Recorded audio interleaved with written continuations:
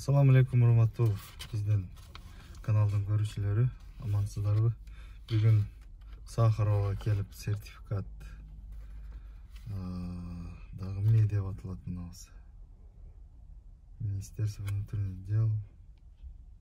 В общем, карточкасын башкасын алып отурабыз. Биринчи келгенде тарткан жокмун. Мурдагы боюнча эле өзгөрүүлөр жок экен.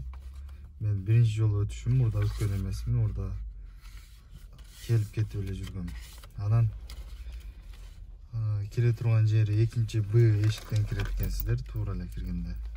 Алганы киргенде 7Адан кирет экенсиздер. Кирген алганда ар кимге ар кандай болот экен, очур көп болгону менен биз бүгүн 8, почти 9да алып чыктык, уже 8де келдик, 8:30да келдик. Кирип эле почти алып чыктык.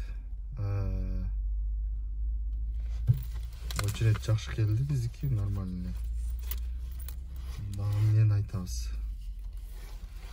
Тапшырганда 5 период паспорт келдим. 7250 ушундай төлөдүм.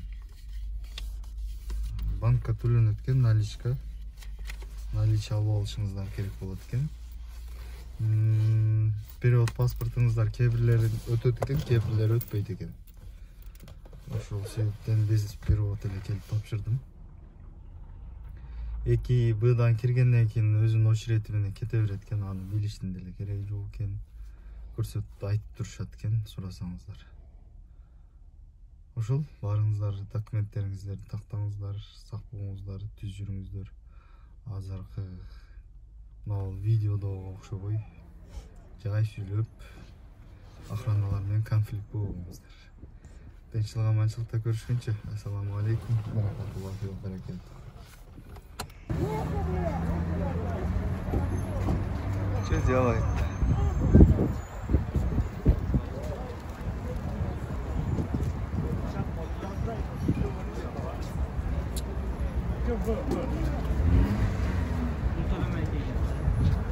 Автобусга акча төлөбөй келген. Билет алган эмес.